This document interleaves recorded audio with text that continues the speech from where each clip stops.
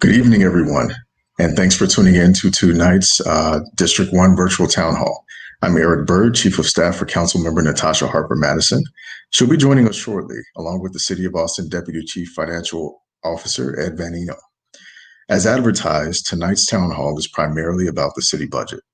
Later this month, Council will vote to adopt the spending framework that will guide the City of Austin through the next fiscal year.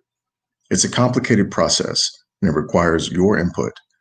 In just a few moments, Ed will present an overview of the many ins and outs of the budget and the process to adopt a new one. If you have any questions at any time, you can email them to budgetqa@austintexas.gov. That's budgetqa@austintexas.gov. You can also ask your questions in the comment section here on Facebook. We will do our best to address every question we receive. And if you want to get in touch with us after tonight's town hall, you can always reach our office by email at district1@austintexas.gov. Also, don't forget, follow us on Facebook for regular updates and information. While we have you here, I want to take a little time to encourage everyone to fill out your 2020 census forms if you haven't already. If you have, please pass the word on to everyone you know, just in case they haven't. It's a simple process. It only takes a few minutes.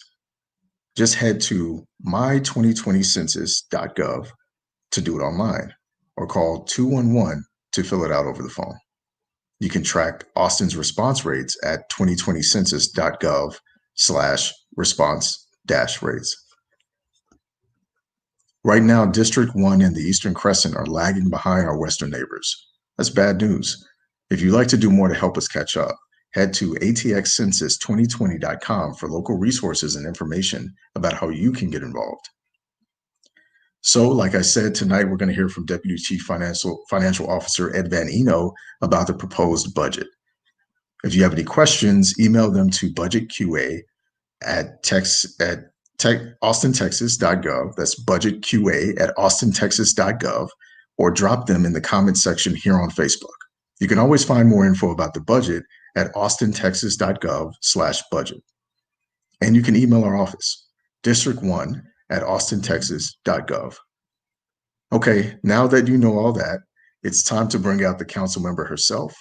She'll give some opening remarks and then introduce Ed Van Eno, and then let him do his presentation. Afterwards, we'll turn it over to the Q&A portion of the evening.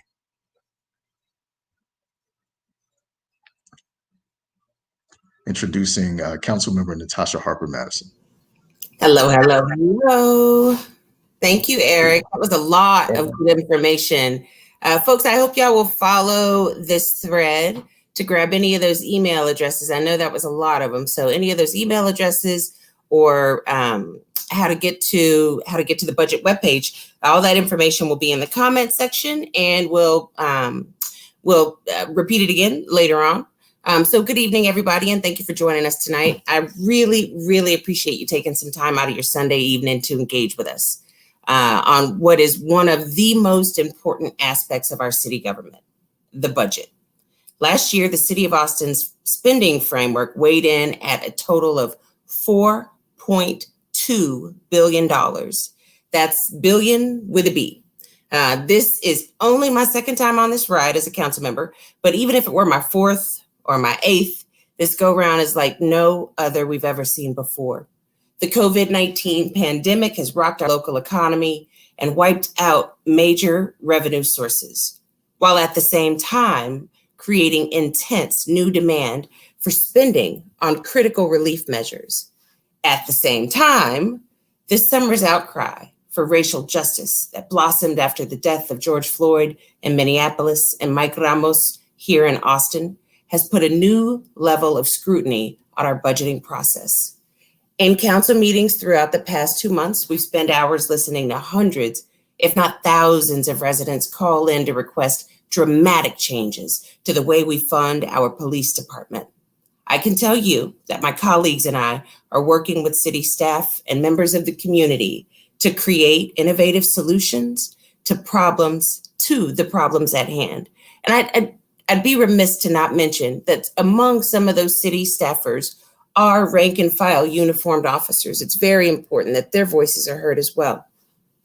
As I've said before, our budget is a moral document that reflects the values we collectively hold as a city of nearly 1 million people. That's why, as we discuss ways to reimagine public safety, we are also keeping close watch on how we are funding critical assets such as parks, libraries, clinics, streets, and trails. There are also considerations for important services such as our municipal court, our animal shelter, homelessness services, and so much more. Billions of your tax dollars are on the line, and our job on council is to make sure that each one is spent wisely, efficiently, and morally. It's not an easy task, and there's no way to do it properly without the proper information. So, for some budget 101, let's bring out the City of Austin Deputy Chief Financial Officer, Ed Vanino. Hey, Ed. I'm doing well. How are you?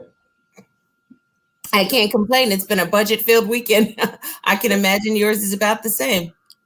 It has been a very budget-filled weekend and a budget-filled 5 or 6 months, to be quite honest. You mentioned this is a budget like you've never seen. This is my 21st budget. This is what I've been doing for my whole career. It's be the 21st budget I've worked on, and I've never seen anything like this. It's not only COVID, it's not only the calls for drastic change to how we do policing in Austin, but this is also the first year of new state legislation that dramatically changed how we go about setting tax rates and the amount of revenue we can generate. There's a major transformational transportation project going on, Project Connect, and the upcoming tax rate election related to that. And all of it was on a 1 month shorter time frame. Normally we'd be adopting the budget in September, but for various reasons pertaining to changes in state law and Project Connect, we need to get the budget adopted this year for 1 month early. We need to get it adopted in mid-August. So it has been a mad dash for the last 5 months, but we are in the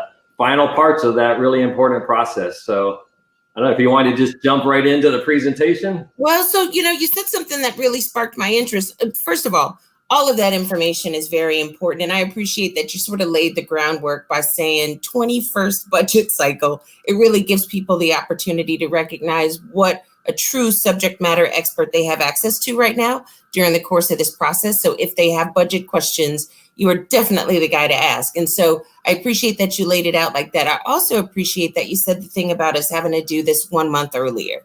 Oftentimes, I believe the frustration with our constituents comes with, sort of there's some degree of lack of transparency when they don't know exactly how the process goes at every step of the way. And so folks understanding that when we see the manager's version of the budget, that's the first time council has seen that. And then we have a certain amount of time in between that and the adoption to get this done. This year, we have 1 month less time to do that. And so it's just really important for folks to know exactly what's going on. And real quick, there's another thing that's going to get cut 1 month. And that is the census effort's ability to go door to door and knock doors. They're going to have to cut that short 1 month early. So like Eric told you guys earlier about the census is so important to get it filled out, especially in districts that are underserved historically. So don't forget to fill out your census. All right, Ed, I'm going to let you give your presentation. When Ed is done, y'all, I'm going to come back on your screen and we'll start answering questions. Remember, you can either email those to budgetqa@austintexas.gov or just drop them right here in the comment section. Take it away, Ed. Thank you, council member, and thanks Eric and Caleb and everybody who participated in getting this going today. I know there's a lot of effort in getting something like this to work. I do want to temper some expectations. I have been doing the budget for a long time, and I know a lot about the city's budget, but it is a $4.2 billion budget encompassing 40 operating departments, airports and convention centers, and Austin Energy and police departments. So I can tell you up front, I'm probably not going to be able to answer all of your questions, but if I don't have the answer to something, I'll just be honest about that, and we will get you a response through email. So I see the presentation coming up now. And I just wanted to start off with, again, just that understanding that this is really an unprecedented budget with some really extraordinary financial challenges and uncertainty that were created by the new tax laws, lower property tax revenue caps, the COVID crisis and how it's impacting our economy and our local sales tax revenues, and also Project Connect and the tax rate election. All these things are creating really significant financial challenges. But I wanted to start the presentation off, and we can go right to the next slide, Caleb. Is it Caleb who's running the slides? I think it is. I'm on slide 2. Is that slide 2? Maybe you can hop down one more. I think these slides might be a little bit, yeah, let's start here. This is where I was going to start, but I just wanted to start off with, in all these challenges, I want folks to know that we're going to be okay. The City of Austin as an organization entered this challenging fiscal year, entered the COVID-19 crisis in a very strong financial position with very healthy reserves. We have a 12% reserve policy in the general fund, which on a $1 billion budget, so $120 million, and we are more than $25 million ahead of that policy level. And that's going to go a long ways towards helping us get through this crisis. And that's just our general fund. Other areas of our budget, like the convention center and the airport and the utilities, they all maintain their own reserves, and they're going to prudently use those reserves to get us through this financial crisis. We also are blessed to have a city council that has adopted and adheres to very conservative budgeting practices. And so when I say conservative budgeting practices, what I mean is on the revenue side, we're conservative. And so when we came into the COVID crisis, we were more than $10 million ahead of pace on our sales tax collections. Even a couple months into the crisis, here we are in August, first day of August, and we're just a little bit below pace for where we thought we were going to be through this period of time. Now, our sales tax reductions have been significant, and they're going to continue. So we know looking ahead, we're going to end the year quite a bit below our forecast, but just having that conservative position to start really helps things out a lot. On the next slide, you'll see that we have a real diverse revenue mix. So you think about a $1.1 billion general fund budget, a $4 billion all funds budget, but only 23% of our revenues are really being heavily impacted, and that's the sales tax portion. The bulk of our revenues are not things that are going to be impacted by COVID-19. So that diverse revenue mix, not having all of our eggs in one basket, is another financial strength.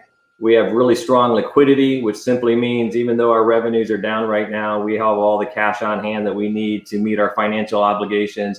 And as a result of all that, I'm really, really proud to be able to report that Austin is the only large Texas city that has the highest AAA credit rating from all 3 of the major credit rating agencies. And what that means is when we have to go out to the bond market to issue bonds to build new roads and new libraries and new fire stations, we get the lowest possible interest rates for you, our taxpayers, which is a big part of how we can keep tax bills as low as we're able to. So now if we could go back to that first slide, because I kind of got these a little bit out of order. I wanted to start with the financial strength, and then I still wanted to talk a little bit about our COVID-19 spending framework. And even with that strong financial position, it would have been impossible for us to really manage through the COVID-19 crisis without support from the federal government. So you can see in this $330 million spending framework, there's a piece down there on the bottom left, that yellow piece called general fund reserves. That's that $25 million that I talked about, that we were significantly above our reserve policy. We can draw down those reserves and we can use those to fund a variety of programs that maybe aren't eligible for federal funding. So that's a real important source of revenue, even though it's small. But you can see the vast majority of this spending framework is coming from federal resources. The biggest chunk, called the Coronavirus Relief Fund, this is relief that went to all states and large cities. The city of Austin's allocation from the federal government was over $170 million. Our airport received a $58.7 million federal grant to help it get through this difficult time. We're projecting $55 million of reimbursement from the Federal Emergency Management Agency, FEMA. We received $7 million of additional funding from HUD for housing programs and health programs, and then a variety of other smaller grants as well. So a lot of money is going into our COVID-19 response locally. And let's go to the next slide and take a look at where those dollars were allocated by the City Council. I'm Go back up a couple. I'm sorry. And then we'll get back on track here with the slide numberings. Come down that one right there. I'm sorry. So that's where the funding was allocated, $330.3 million. Of course, that airport piece has to go to the airport. That's what it was designed for. But the other major categories, including emergency response at $105.5 million, just short of $63 million for medical and public health needs. This is where we have funding for protection of vulnerable populations, nursing homes, public health and safety measures, funding for shelters and quarantine facilities, as well as testing and contact tracing. And then $103.2 million went to providing economic support to individuals and businesses, nonprofits, and the creative sectors that have been substantially, really hit hard by COVID-19 and the business shutdowns we've experienced. This is all stuff that has already happened. These are all things as COVID happened and the federal funding came in. This was like, put the budget on hold and let's work through this COVID process for 6 to 8 weeks. We landed on this framework. Council approved it. The funds have been appropriated, and these programs are now being rolled out to the community. Then we got back to work on the fiscal year 2021 budget, and I think we can now skip ahead a little bit to where you see that slide, and we should be back in order here now. Thank you. So this is what our fiscal year 21 budget looks like. As council member said, it's a $4.2 billion budget. It is truly a full service city. We own and operate the energy utility, the water utility. Those are two of our largest funds. The general fund, we're going to talk more about on the next slide. That's the fund that you support through property tax dollars and sales tax dollars. That's predominantly what goes into the general fund. And then those funds are used to pay for what most people think about when they think of municipal services, police officers and firefighters, parks and libraries, rec centers, those types of things.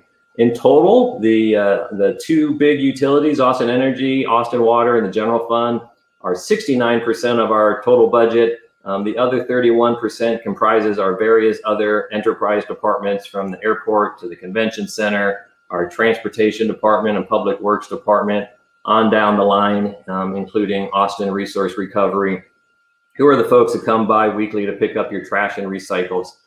Before I leave this slide, I just want you to think, one takeaway from this is enterprise operations are different than the general fund.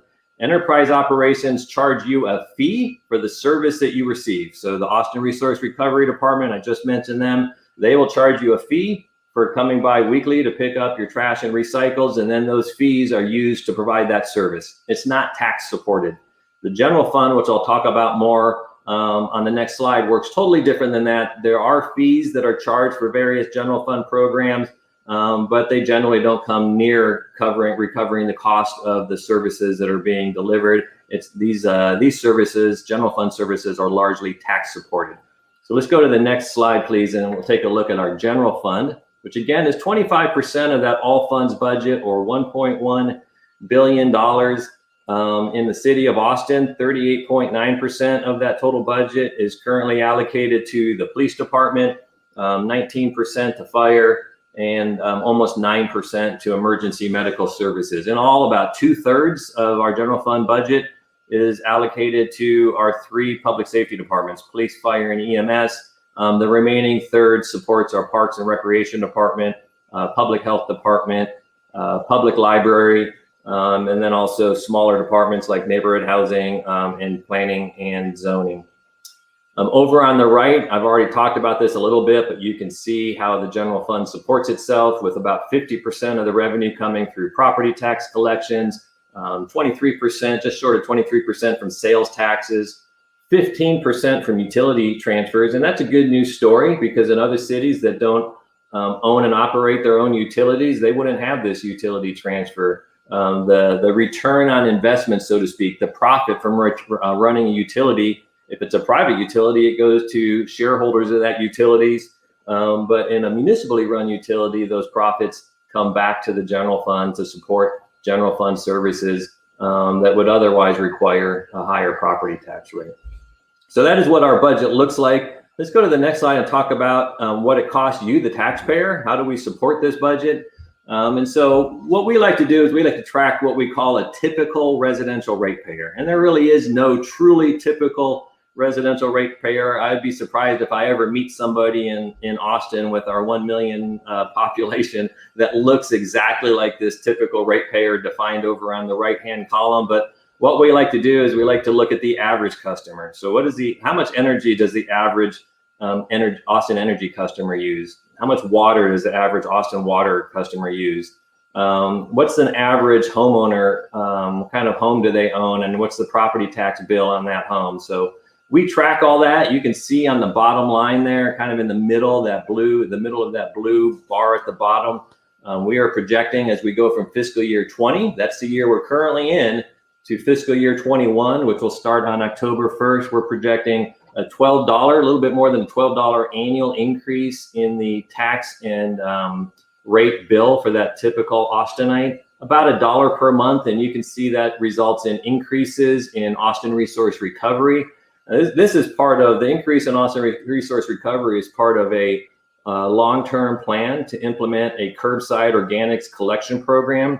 Council approved that plan 3 or 4 years ago. It's been rolled out progressively throughout the city. Later this year, the program will be fully implemented throughout the city. And while that program has been rolling out, they have been deferring the rate increases necessary to pay for it. So that's what you're seeing here is a $2.60 per month or $31 per year increase for a typical customer, which for Austin Energy is defined as somebody who owns that medium-sized 64-gallon cart. Also, a $19 increase in the tax bill is projected, and those increases are significantly being offset by a projected decrease in the Austin Energy bill, which has to do in a reduction of some of their regulatory charges. Austin Energy has a very complicated rate structure that involves pass-through fees that are outside of their control, regulatory fees, and those are projected to come down a little bit in fiscal year 21. So that's what your typical ratepayer can expect to see as we go from fiscal year 20 to fiscal year 21. The property tax bill, if I could see your faces, if some of you'd be raising an eyebrow at this idea that your property tax bill is $1,428. Well, that's just the city of Austin's piece of it. And the city of Austin is not the only taxing entity in the region. So on the next slide, I like to look at what we call the overlapping tax bill. So for most Austinites, this is going to look different for everybody, but about 75% of Austinites pay taxes to the Austin Independent School District. Of course, you're all in the city of Austin, or you wouldn't be an Austinite. Most people are in Travis County, although we do have Williamson County. And then most folks also pay into the Austin Community College and Central Health. And so you can see your overall tax bill comes out for that median valued home to about $6,800. A little bit more than half of it goes to Austin Independent School District, about 20% to the city of Austin. And then you can see where the remainder goes. This pie chart will change a little bit if you live up in Williamson County, or maybe you pay taxes to Del Valley or a different school district. The shape of this pie chart would change a little bit, but it's not going to change a lot. Near half of your tax bill is going to go to the school district, and somewhere around 20% to the city. So that's what the overlapping tax bill looks like, and it's another thing that's important for us to keep an eye on. It's not just the city of Austin taxes that we need to be cognizant of and how they're impacting people's pocketbooks, but also the other taxing entities as well. So that's what our very, very high level of what our FY21 budget looks like. As council member mentioned, there has been a lot of conversation about just fundamentally reimagining what public safety looks like in the city of Austin and across the nation. This was a conversation that came up fairly late in the budget process. We, in order to meet that August timeframe, in order to get the budget to council in time for them to have a few weeks with it to adjust it and before adopting it, we had scheduled and needed to get the budget to council by July 13th. On June 11th, the city council passed 2 resolutions directing staff as part of this budget to make some substantial changes to the police department. And so you can see on this next slide, and I just kind of wanted to highlight those dates and to acknowledge up front that the budget that we delivered to council on July 13th did not fully realize what the two resolutions called for staff to do. What we did in the roughly 2 weeks that we had before we had to actually get the budget really settled down, we had to have the numbers stop moving so we could produce the document that had to go to council on July 13th. We had really 2 weeks, and that's kind of being generous with it. It was probably more like 10 days. And this is what we were able to do, and this is what some of what the resolutions called for. The resolutions called for us to delay our July cadet class. We had a police staffing plan that the city council had endorsed that called for us to add 30 positions per year to the budget for the next 5 years. We did that last year in fiscal year 20, the year we're currently in. We added 30 positions and council approved that. We had built into our financial forecast for the future, adding 30 per year, and this resolution said to put that on hold and to remove the 30 positions that we had added for the fiscal year 21 planning. In addition to that, the resolution told us to do an analysis of vacant positions in the police department and to eliminate any vacancies that could not reasonably be filled in fiscal year 21. We have done that work and estimate that number at 70 positions that we could cut. And so that was part of our proposed budget, a net swing of 100 positions from what FY21 had started at to what we ultimately proposed to council in July. We also put on hold for 1 year the scheduled replacement of the officers' duty weapons, which saved $400,000, and we moved the Austin Center for Events staff out of the police department and into our development services department. They're largely a permitting unit, so it just makes a lot more sense for them to be there anyhow. In total, this resulted in a reduction of $11.3 million from that FY21 base budget. I'll talk a little bit more about that idea of a base budget versus these reductions in a couple slides. But then the resolution gave us direction on how to reallocate those funds. And on the next slide, I kind of talk about what staff is proposing to reallocate that $11.3 million to. And these are things that came out of the resolutions: to increase funding for the Office of Police Oversight and the Equity Office, to set aside funding to support the rewriting of Austin Police Department's general orders, to conduct and to also implement the findings of future audits. An additional $2.7 million was put into the budget to improve our mental health first response. There was an organization called Meadows that put forth a report that gave recommendations on how we could take an alternative approach to responding to mental health calls. That was partially implemented last year, and with this $2.7 million that recommendations of that report will be fully implemented. That results in additional funding for Austin Travis County Integral Care to fund clinicians and more of a clinician approach response to mental health calls. It also increases staffing for the Emergency Medical Services Department, community health paramedics by 7 to help support that program as well. We put, continuing with mental health services, put a $1.1 million increase in Austin Public Health for them to expand and enhance their existing mental health services, immigrant legal services, and also for family violence prevention programs. We were able to add an additional $1 million to our housing trust fund to provide more housing stability to individuals. $300,000 to support a newly formed civil rights office. And I just want to highlight that word support. This isn't all of the funding for the civil rights office. The total funding comes out to $1.9 million. I think the staffing level for that new office is going to be around 15 people. But what we're doing is we're taking positions and funding from different departments to create a new civil rights office.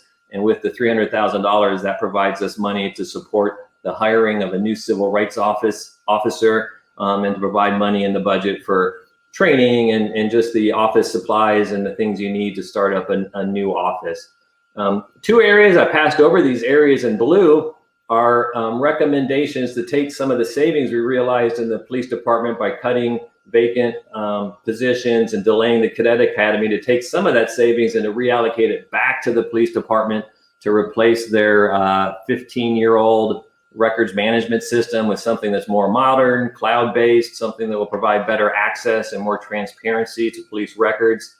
And then $900,000 to enhance the police department's training training specifically related to areas called out in the resolutions from council for better trauma-informed response training, racial and cultural sensitivity training, and training on the use and distribution of naloxone for drug overdose calls. So let's go to the next slide, and I'll talk about some of the wonky ins and outs, ups and downs of how a budget works.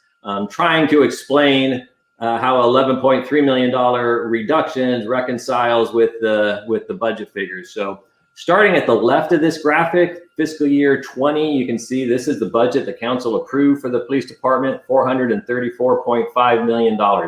That is the starting point for our budget every year for all of our departments. We start with what the council last approved, and then we look at what the cost drivers are in order to sustain and continue that budget.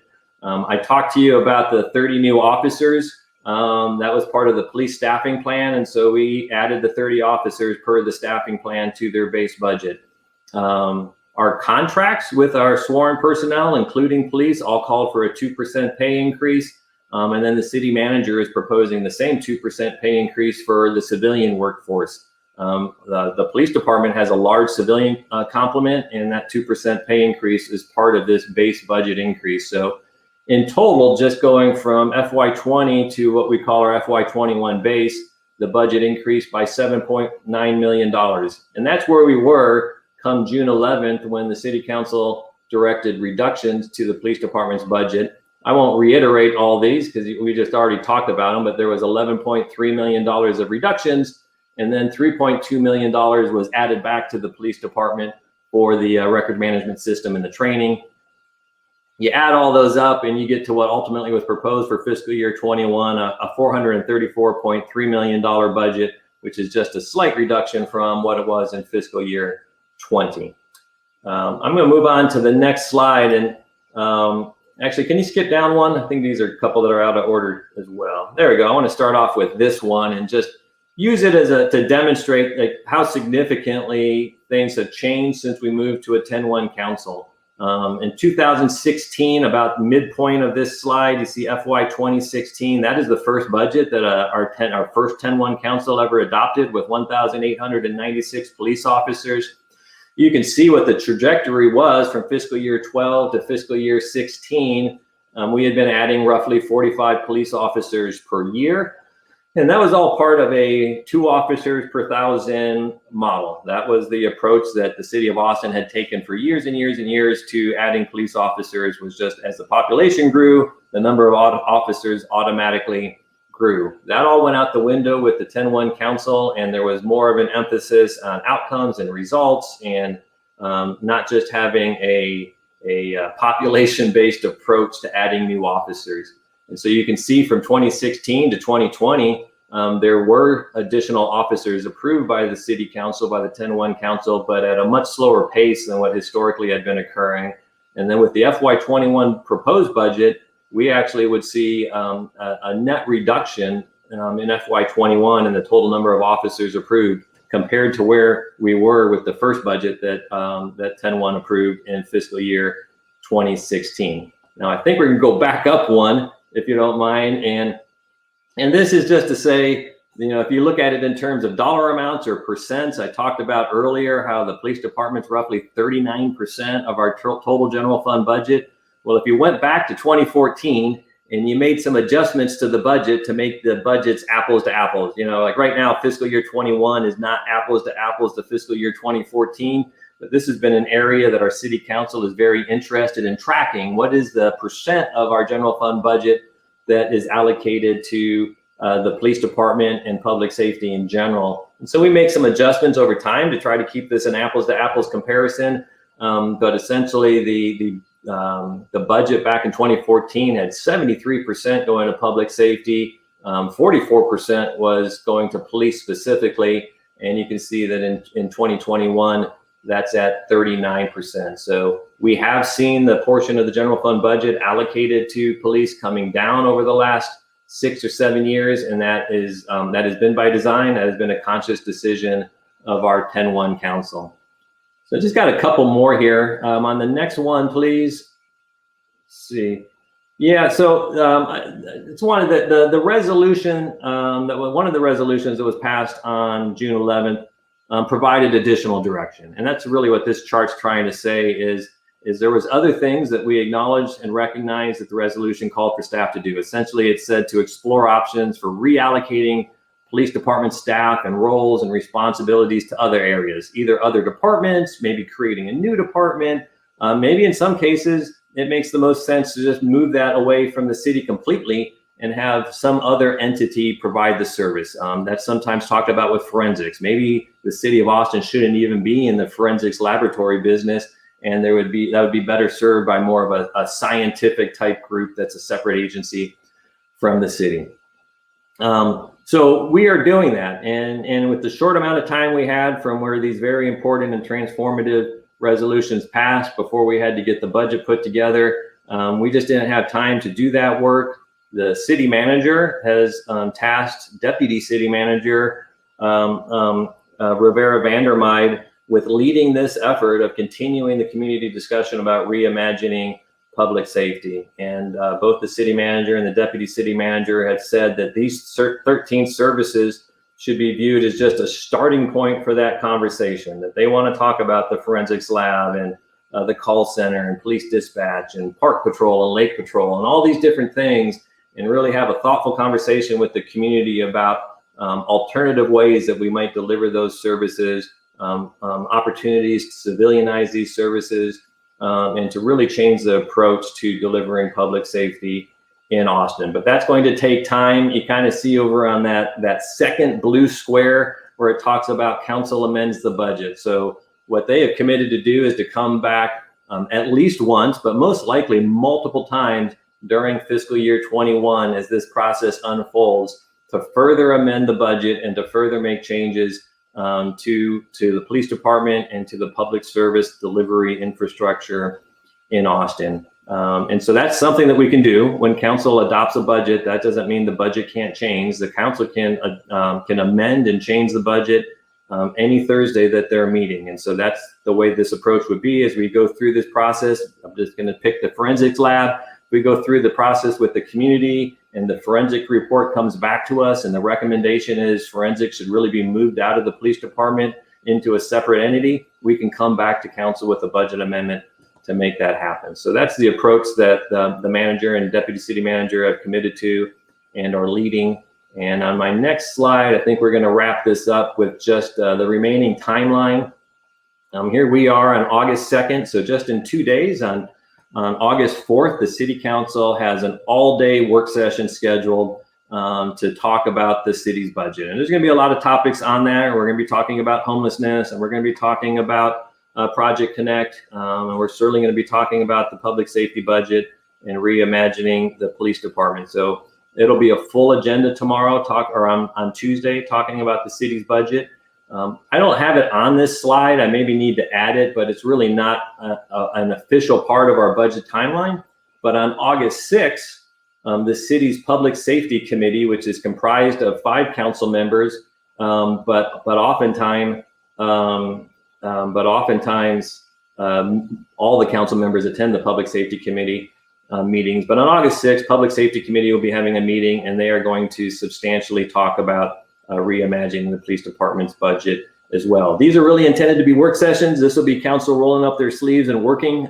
These are not the community input sessions that we had on the 23rd and the 30th that council member talked about, where we had, I think really it's thousands. She said hundreds, maybe thousands. I think it's thousands of speakers come and testify to the council about their feelings on the police department budget. Our final public hearings will occur on August 12th. So the first day of our budget adoption process will begin with a further round of public hearings on the tax rate and on the city's budget. And then once that public hearing closes, it'll move to council to finalize their discussions about the proposed budget, to offer and approve any amendments to the proposed budget that they deem appropriate, and then ultimately adopt a budget somewhere in that 3-day window.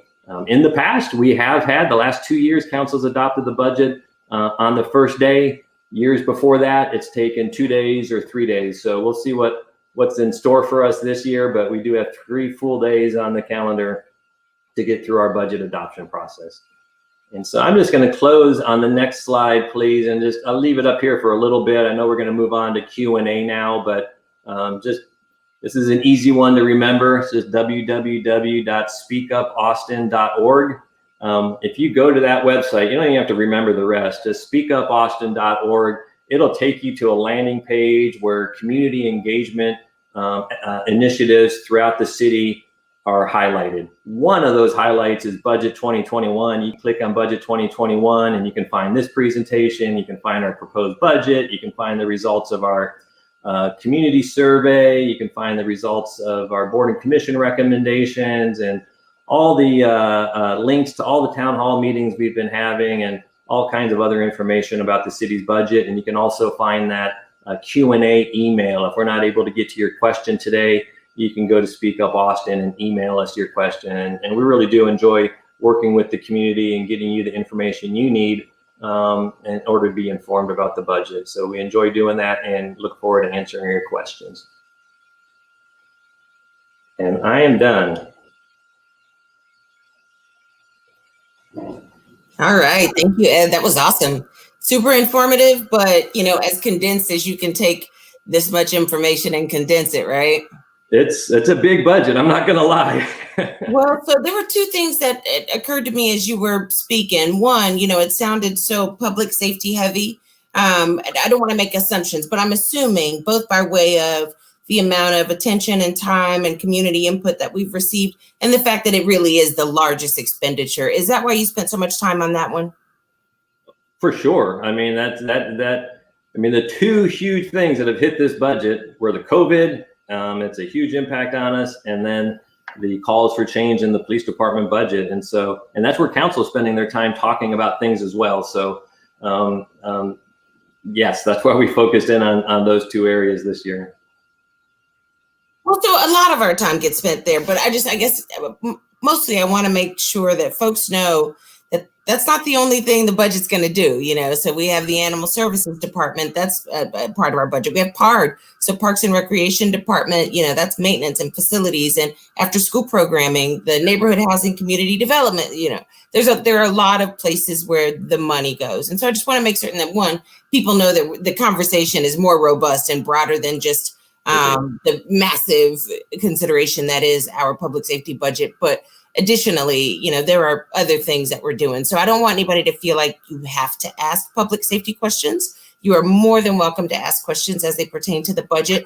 Today, we are exclusively taking budget questions. If you have questions that are not budget related, we're not going to field it. I'll jump into the comments after this and answer your non-budget related questions. This is exclusively about the budget today. And my hope is that we have at least one more of these before August 12th when we do adopt that budget. So Ed, we're going to take some questions now. I think Eric's gonna lay them out for us. Awesome. All right. Hey, so like the council member said, we're going to answer the non-budget related questions at a later time. So for right now, it looks like we have a couple of questions that are budget related.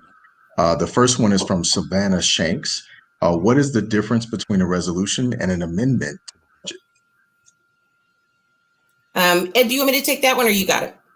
Why don't you go ahead? Well, so if I'm understanding your question correctly, you might have heard Ed say, by way of the direction in X and so resolution. So a resolution is what we call an item for consideration. So each individual council member has the opportunity to present items for consideration, also called resolutions, before the council, and then we vote on those. And if those resolutions pass with 6 or more votes, then those resolution, oftentimes in the resolution, there will be direction about what happens next. So that's a resolution. Whereas an amendment, Savannah, I'm not sure if you were here earlier when I brought it up, but the manager brings us his proposed budget. Just procedurally, the manager brings us his proposed budget, and then council and our staff get to spend feverish lots and lots of hours combing through that budget. And if and when we see things that we believe could be shifted to maximize, our frankly finite resources, what we can do then is write what's called an amendment. And then we bring those amendments forward before we adopt the budget, at which point we as a council get the opportunity to vote on the various amendments to the budget.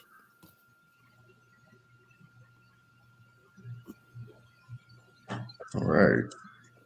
Next question. How long is the city's hiring freeze on most positions? Oh, I don't think that's a budget related. I think that was our last budget related question. I can speak to the hiring freeze if you'd like, Eric, because it is, I mean, the reason we have that in place is because of our budget constraints and the fact that our revenues are down so much. So it's part of the strategy we put in place for the fact that we knew sales tax revenues were going to drop significantly. Mixed beverage taxes is another source of revenue. With the bars closed, that revenue source is dropping off substantially. And so early on in the COVID crisis, the city manager implemented a hiring freeze, which simply means that if a position is currently vacant, it's going to have to stay vacant for the foreseeable future.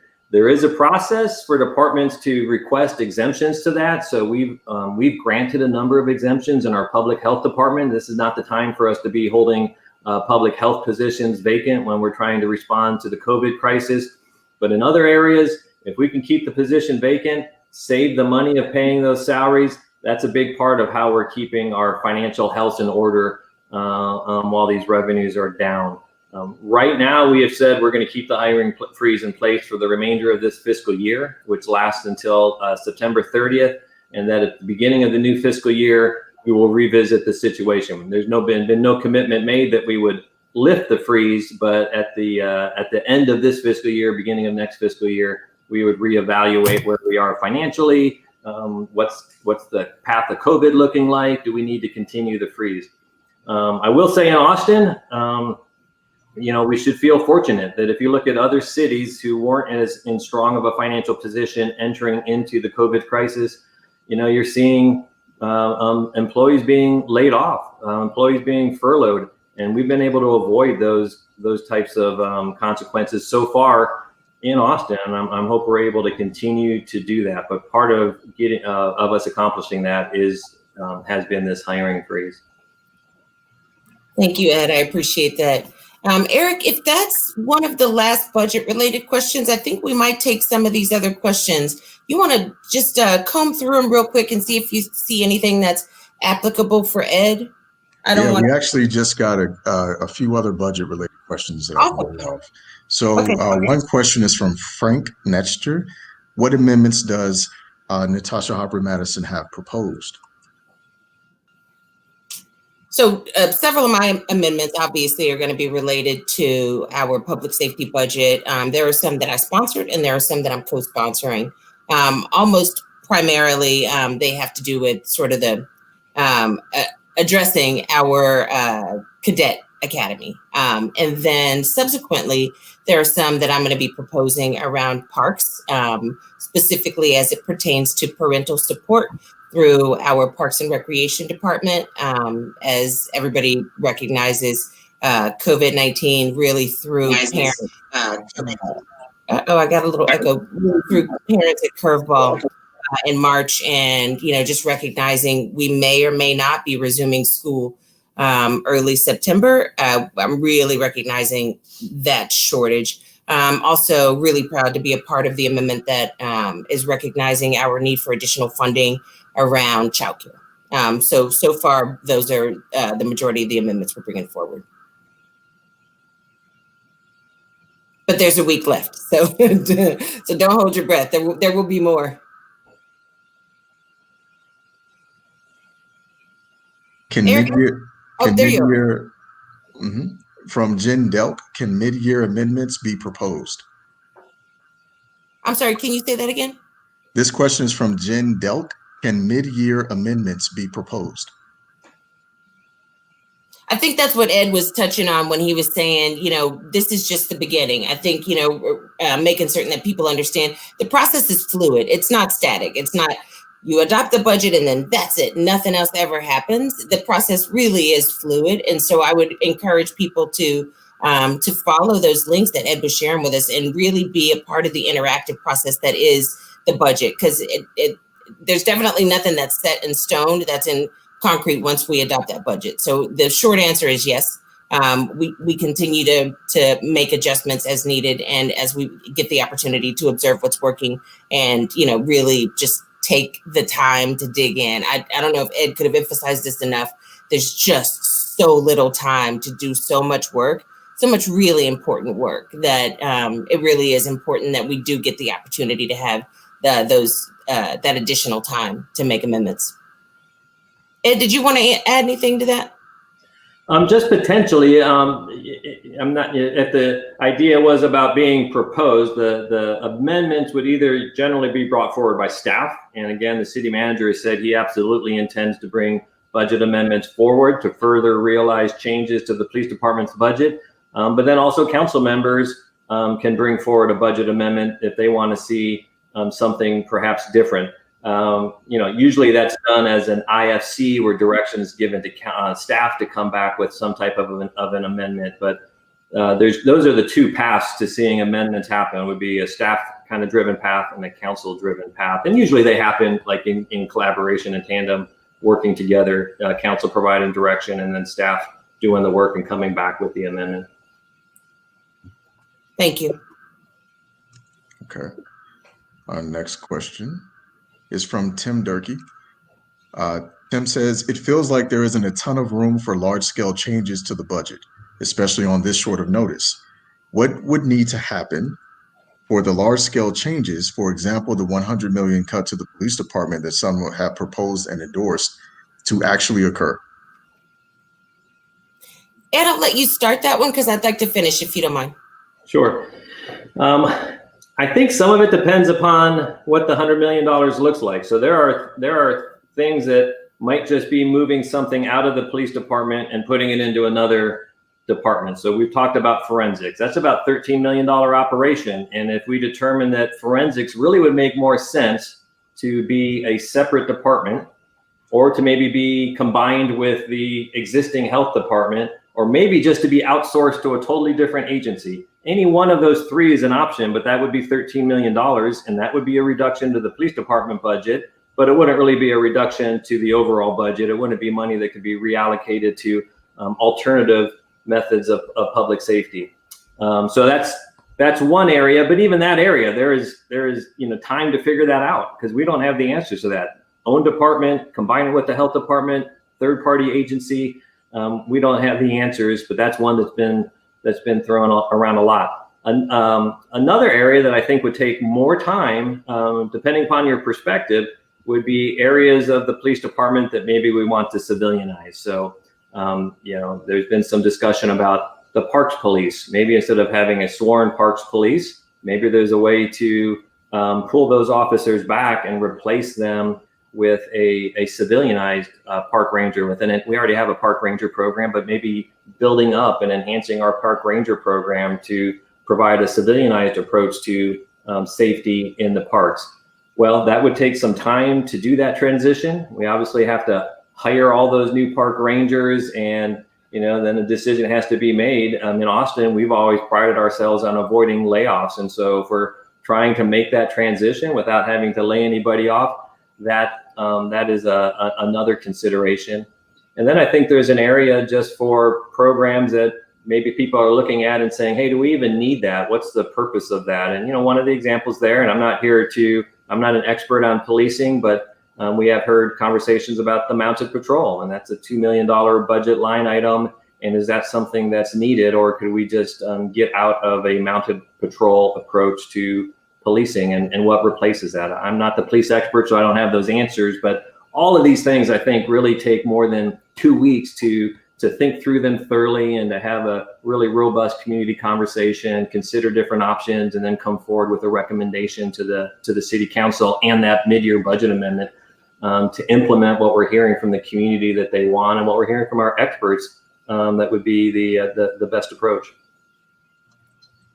That's great, Ed. I appreciate that response. And I really appreciate this question. So frequently we get the question, will you commit to X amount of dollars?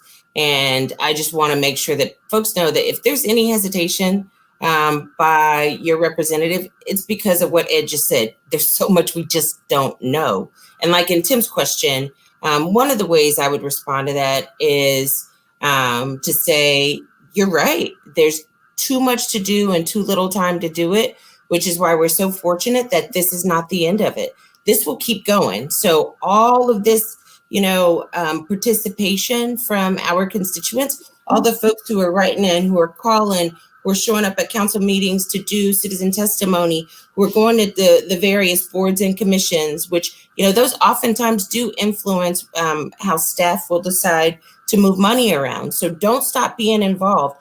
Don't stop reaching out, and in fact, elevate it, and go to those boards and commissions and testify and give us some information about what it is that you think we could be doing differently. And I think throughout the course of the process, you'll definitely be informed by way of, the various actions that were taken. So, so what I wanted to add to that was please be patient as much as possible and keep participating, keep diving in, because we're only scraping the surface at this point. Great. We have a question from Kimberly Page. She says, can you explain how the budget input sessions weigh in on the final budget? I'm happy to do that. And maybe I would just even kind of step back, because the public input sessions are just one piece of the robust public engagement we do every year. We really do, I think we do a lot to try to engage the community and give people a voice in the process. That goes all the way back to January and February, when we were working with our 9 commissions that comprise the Joint Inclusion Commission. These are what I characterize as the equity-focused commissions for the city. African American Commission, Asian American Commission, Hispanic Latinx. There's in total 9 commissions. Each one of those commissions hosted a community forum that I participated in with them. They got feedback from the community, which became, that then led to the commissions making recommendations to us. You can go to that speakupaustin.website and get to our proposed budget document. And in the highlights of the proposed budget document, we highlight throughout the document areas where we're doing things that align to the recommendations of the boards and commissions. Last year, the year we're currently in, was a much more auspicious year budgetarily. We were able to do a lot of new things based upon board and commission recommendations and that part of our community engagement. This year, we knew going in, we were honest from the very beginning that this was going to be a very tight budget cycle, and it was going to be tough for us to implement new recommendations. But we still have a lot of things that we're doing in this budget that align to the board and commission recommendations. And that was all before COVID. And then COVID came and it just made things even more challenging. Those community input sessions, I mean, your voice matters a lot. Your voices are being heard by the city council. You're seeing that in the resolutions that city council is passing. You're seeing that in the budget that the city manager proposed. You're seeing that in the next steps plan that is currently underway to continue that engagement with the community, to continue to seek ways to change our approach to public safety, and the commitment to come back with budget amendments as we're able to get through that process. And then there's another piece, which was our online survey. We had an astounding number of people participate this year. Right around 40,000 people participated in that online survey, and 92% of those respondents said that we should be reducing the size of the police department and investing more heavily in housing services and health services, and that's the budget you're seeing. And so all these avenues are really important. And as Councilmember said, I really encourage you as well to continue to stay engaged. It's not just the city council, it's the boards and commission meetings, it's surveys, and the community forums throughout the process that you can participate. And your voices are definitely important, and they're definitely heard, and they definitely shape the direction of the budget. Thank you, Ed. That's great. Okay. Next question is from, sorry, I'm going to scroll through. It's from Frank Netster. Frank asks, what increases or decreases happened to the housing budget and why? So in the housing budget, I kind of cheated. I saw that question coming up, so I actually I pulled it up. It's not like I'm a savant with these numbers, but The housing budget for fiscal year 20, the operating budget was $27 million, and in fiscal year 21, it's at $31.9 million. So roughly a $4 million increase in the housing budget from fiscal year 20 to 21. But that's just their like day-to-day operating budget. That's not where the action really is. That's not where the action really is on the housing department budget. You need to look at their bond program, in particular the 2018 bond that included a $250 million proposition for affordable housing. And their proposed spending plan for fiscal year 21 is $107.6 million of funding coming out of that public improvement bond to for a variety of housing programs, additional permanent supportive housing units, affordable housing units, home repair projects. So you really always got to look at the capital budget when it comes to housing more so than the operating department. They're a pretty small staff, I think around 70 total positions, many of whom are grant funded. But it's really all about the capital project and expanding our supply of affordable housing for the housing department.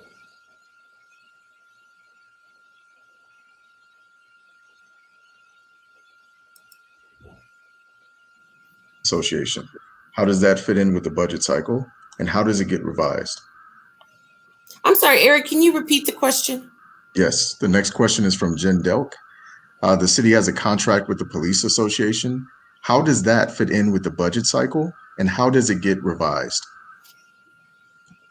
So the police department has a labor contract that was approved by the city council that goes through, I believe it goes through fiscal year 22. And so that's essentially the contract that we have approved. And there are some opportunities for council to go in and say, we want to reopen the contract and make changes to it. And that kind of tends to be more around fiscal constraints. If we feel that we do not have enough money to honor that contract, then we could approach the association and ask them to reopen, and then they can choose to or not. Really, I think the next time that contract could be revised will be when the current contract expires. Again, I think that's in fiscal year 22, and we'll have to negotiate a new contract with them at that time.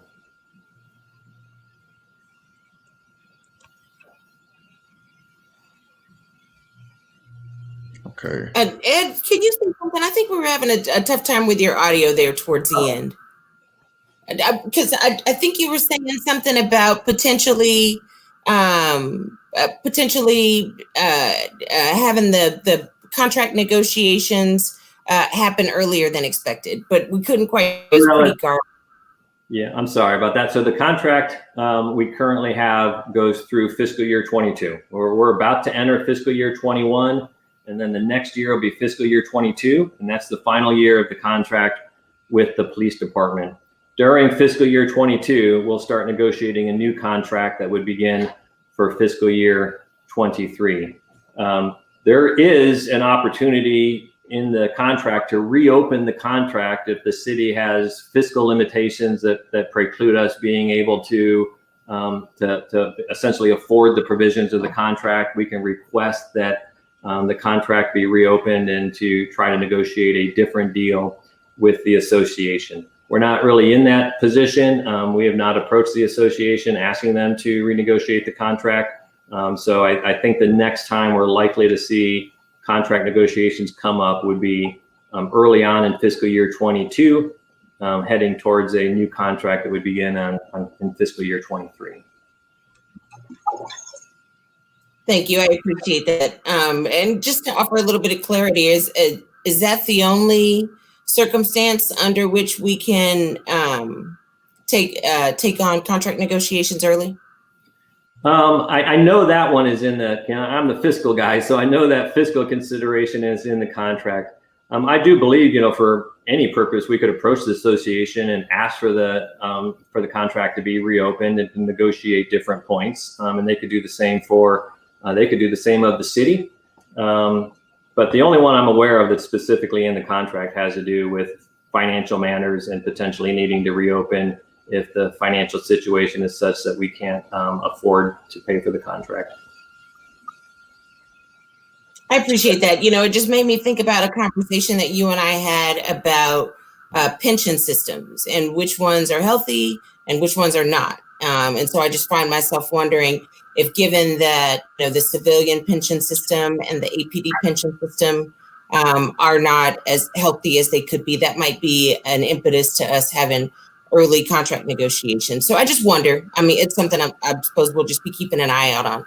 But there's obviously lots of calls from council and from the community to make some changes in the contract. So that's neither here nor there. Just had me thinking about a conversation you and I had about pension systems. Eric, do we have any other budget questions? We do. We have a question from Tristan Balagtas. Council member, can you explain more about what you're personally proposing as far as budget cuts to APD?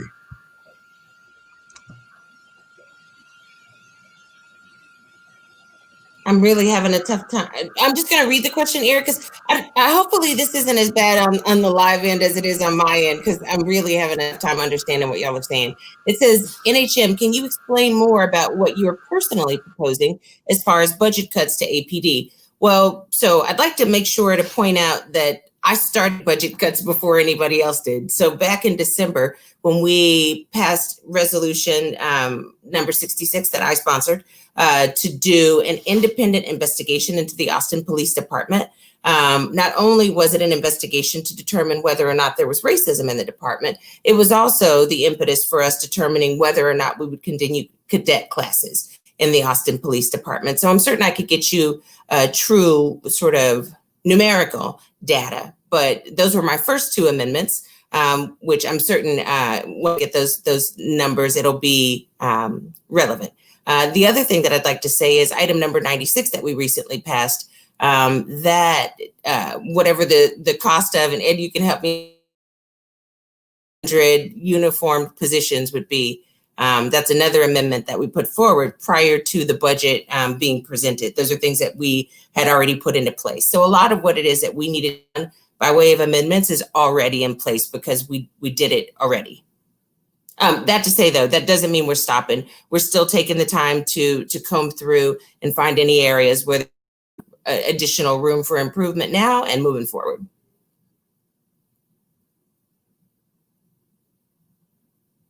I don't see anybody else. Am I here alone? Oh, there you are. We're here. So Ed, I'm putting you on the spot, and you didn't have that question beforehand, but I just something to chew on while maybe I feel the next question is what those numbers shake out to when we're talking about, some of the direction that was provided in the various resolutions that I put forward as they pertain to public safety. The one back on June 11th? So my thought was there was one in December and then there was an additional one in June, correct? And I'm not asking you to answer now. What I was hoping was I'd put that bug in your ear and then Eric could answer another question and then we could come back with numbers. Okay. Thank you. Okay, the next question from Jake Mobley. It seems to be budget related.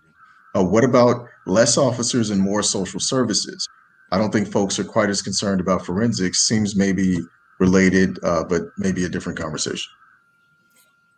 So I think I'll answer and I'll let Ed answer. So it's the same conversation. And Jake, I appreciate that you're jumping in. And if you've been watching all along, you definitely would have heard us say how much we need to divert from uniformed officers and contribute to social services, wraparound services, our mental health services, our mental health response teams, how we do dispatching. There's a lot outside of, the specific things that you're hearing today that we are putting into place, that we're definitely recognizing need to happen as they pertain to specialty services with people experiencing substance use disorder, people experiencing mental illness, our houseless neighbors. There are a lot of considerations that we recognize the appropriate tool is in a uniformed, armed officer. And so yes, we hear you, and that is a major point of consideration. And frankly,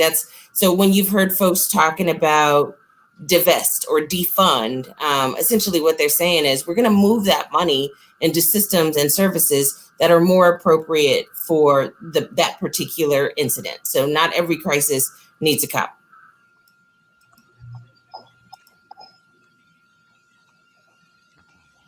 Next question. This is from Pat Calhoun. Is there money in the housing budget to assist seniors to age in place? Are there programs being studied? So I can take that, and there is money. It's not enough. I mean, it's a real challenge when you see rising property values, which result in higher taxes, which makes it really hard on people with fixed incomes. And under state law, we don't have the flexibility in Texas that you have in many other states to provide tax exemptions to individuals who are just staying in their existing home. We don't have that flexibility. We're only allowed to assess a single tax rate, and that same tax rate applies to everybody. And then as your property rises in value, your tax bills go up. But we do have programs in place. We have the general obligation home repair program, which is an important source of funding, often going to seniors to help them maintain their homes and keep their homes safe when they might not have the funding to do that. They're having to decide between paying their taxes or paying their rent and making improvements to their home. So we have the home repair program. We also have rental assistance programs. And then a real important source is the senior exemption. So if you do own your home and it's your homestead, you can get, or you do get, an $88,000 exemption on your home value, which brings down that property value amount and helps keep your tax bill lower than it otherwise would be. And that's one of the only and one of the most important tools we have to provide tax relief to seniors is that senior exemption. So Ed, I wonder if, while we have you, if you can take the opportunity to real quick, you said the thing about what we're limited to, what it is that by way of state law that we can and can't do. Would you elaborate on that just a little bit so folks really understand what some of our limitations are as it pertains to those sort of housing considerations? Yeah. So there's two parts that go into your tax bill. There's the value of your property, and then there's the tax rate that's assessed by Austin and all the other taxing entities. Now remember, Austin's only about 20% of your tax bill, and we don't have any say in the tax rate that's charged by the school district or by Travis County or by the community college. We just have control over that 20% of your tax bill. So the tax rate is part of it, and then the value of your home is part of it. And you take that value and you apply your rate to it, and you get a tax bill.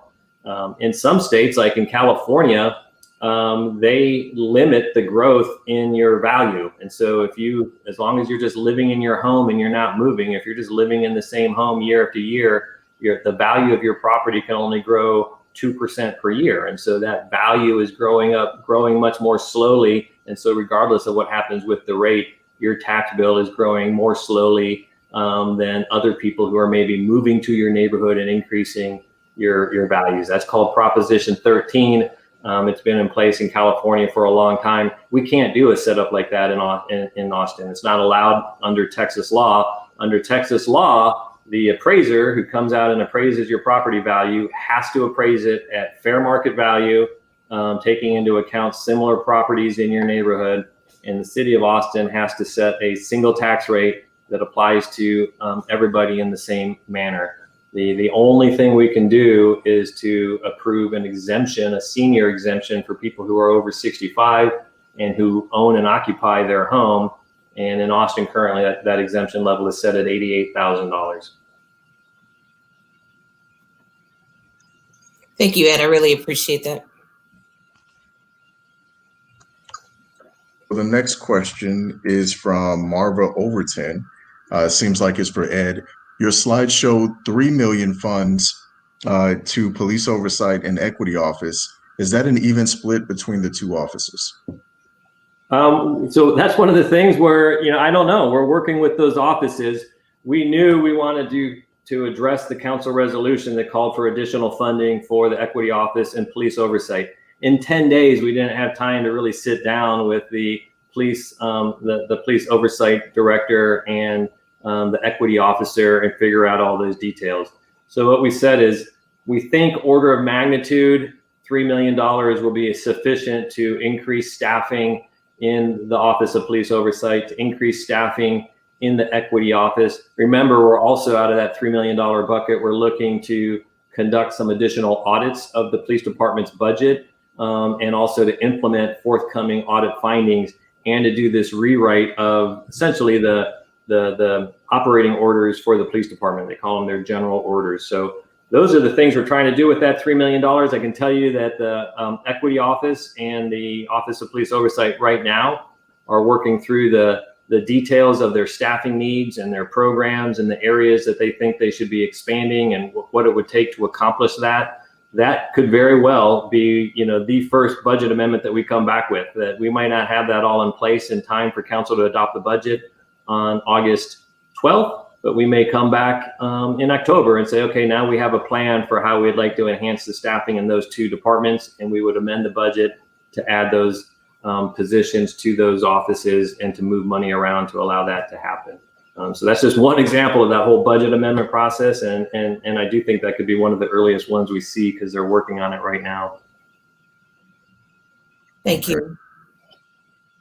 The next question. The OPO, the Office of Police Oversight, and the Equity Office are paying really careful attention to how they would utilize that additional funding and where they need it most. The next question is from Jake Mobley.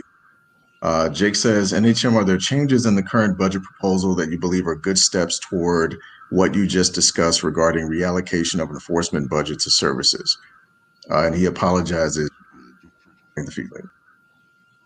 Are there changes in the current budget proposal that you believe are good steps towards what you just discussed, re reallocation of enforcement budget to services? Yes. So there are a couple of, let me start by prefacing with this. So there are only, correct me if I'm wrong, Eric, I know Poole brought forward an amendment, Kassar brought forward an amendment, Kitchen brought forward an amendment, Ellis one, us two. So there's less than 10 total so far. So I think the majority of what you're going to see by way of amendments, you're going to see in those last days as we, make that push into the 12th. And so, again, my office is working double time this weekend and the early part of the week to get out what we're already working on and to determine whether or not we're going to join in support of some of what our colleagues are working on. So, yes, there are some that I see moving us in the right direction. And just in the interest of time, I would say I'm going to go back and respond to your question with some short summaries from what the various resolutions that have been put forward, specifically that were just put forward this last council meeting. I'll put some of that language to respond to your question. We have a question from Melissa Calhoun, and I think her first question was answered. But as far as the second one, Mr. Van Eno answered my next question of why we can't also do a 2% cap like in California. And Melissa is worried that we'll have great displacement over time in District 2 with Tesla moving in. Melissa also asked, is the homestead cap 10% right now? The homestead cap is 10%. Mm-hmm. So that applies for all homeowners. And then if you're a senior, in addition to the 10% reduction, you get $88,000 more off. Great. Next question. From Frank Netster. Have you reviewed AJC's budget proposal? I have reviewed it. I've reviewed it very closely, very familiar with it. And we'll see. I'd be interested in sitting down with AJC and looking through some of their proposals and numbers. But yeah, I'm very familiar with it. Yes, to answer that question, and for what it's worth, I appreciate, Ed, that you spoke up first, because that's the most important person to be paying attention to what some of the alternative solutions could be. I think oftentimes, Frank, one of the things that folks really just don't realize is, folks can put forward potential solutions, but they don't recognize all the potential challenges and what variables are on the back end that they just can't see and aren't taken into consideration. But I have seen that document and really look forward to being able to see how close we can get to implementing some of those really well thought out suggestions. Okay, at this time, we have no further questions. So yeah, I think we're done with the Q&A unless any pop up. Well, so what I'd like to say is if folks think of something else, if there was something that we said during the course of the conversation, pump it into I'd like very much for this thread to serve as, kind of a question answer section for budget moving forward. And then, like I said, I really, really want us to try to squeeze in one more of these. And so what we'll do is we'll solidify when that could happen and make sure to share with y'all as soon as we know. And we'll make sure to pump it out on some of the group pages. And that's another thing. If there's a page where, you or folks who might be interested in joining, when and if we have another one of these, pop that into the comment section too. Where should we make sure to put this? Because, oftentimes folks say, well, I didn't know, I didn't see it.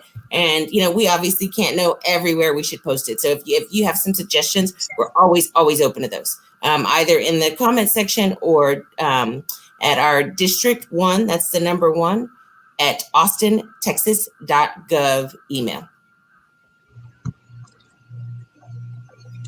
Okay, so we had a couple questions pop up in that short time. Oh, okay. It looks like there's a question from, make sure I get it right, Jeremy. Sorry, trying to scroll. Jeremy Bohannon asks if there have been any proposals from within the police department, and if so, are they or will they be considered?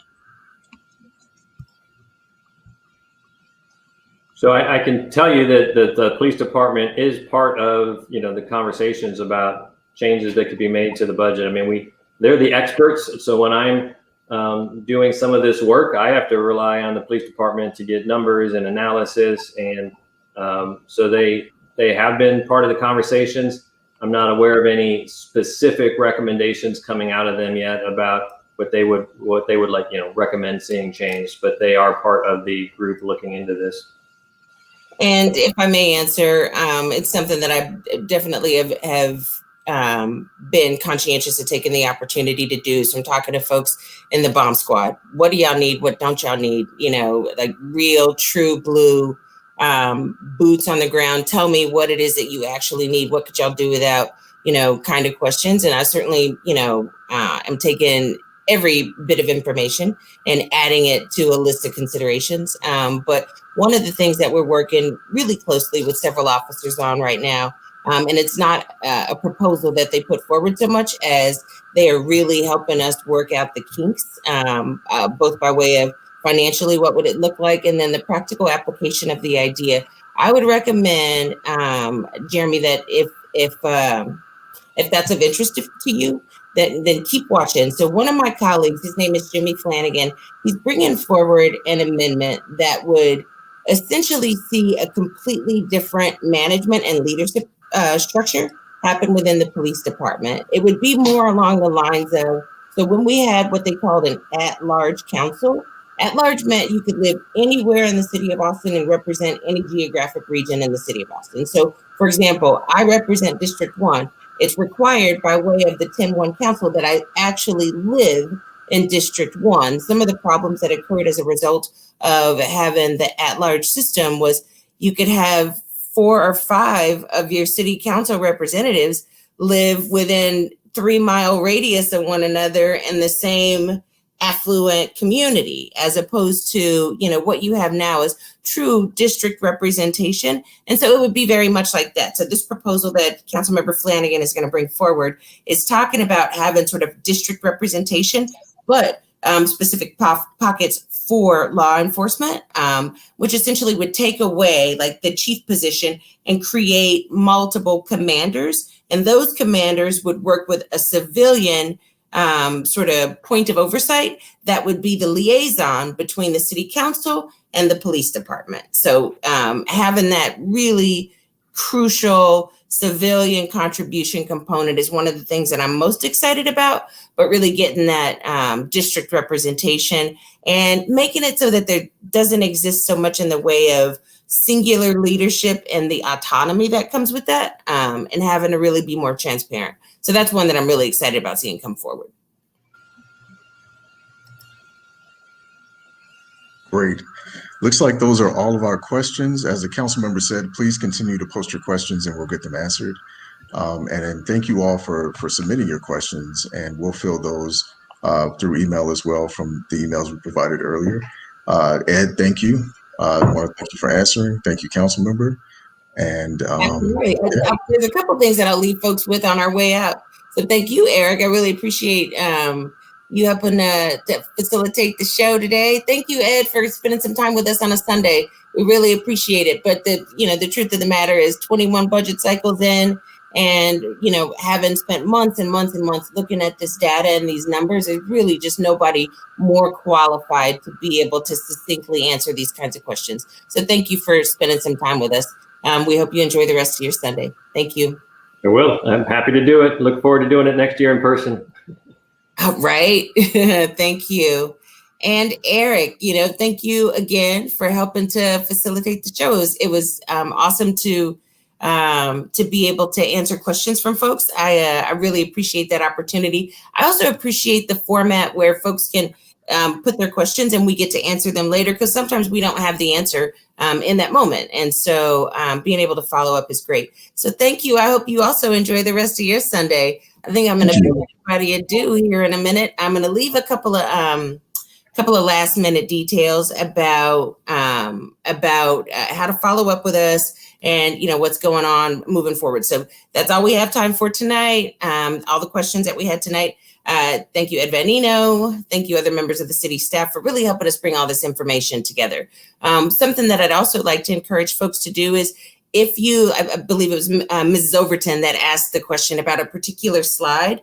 If a visual representation of these things really is helpful for you, don't hesitate to go to that budget website. It's so helpful to see all the documents, right there, and the interactive tools are really helpful. So remember, you can always find information about the budget process, budget documents, how to provide further feedback at www.austintexas.gov/budget. And if you missed any part of tonight's town hall, you'll be able to find a link to the video at that website soon. That's www.austintexas.gov/budget. The video will also be live on in the video section of my Facebook page. As always, if you have questions for my office, reach out to us at District 1, that's the number 1, at austintexas.gov. Thank you so much for tuning in tonight and for being a part of this extremely important process. We are on our way to something monumental and great, and we only get there together. So thank you, everybody, for dialing in, and I look forward to us continuing these conversations. Thank you. Enjoy the rest of your weekend.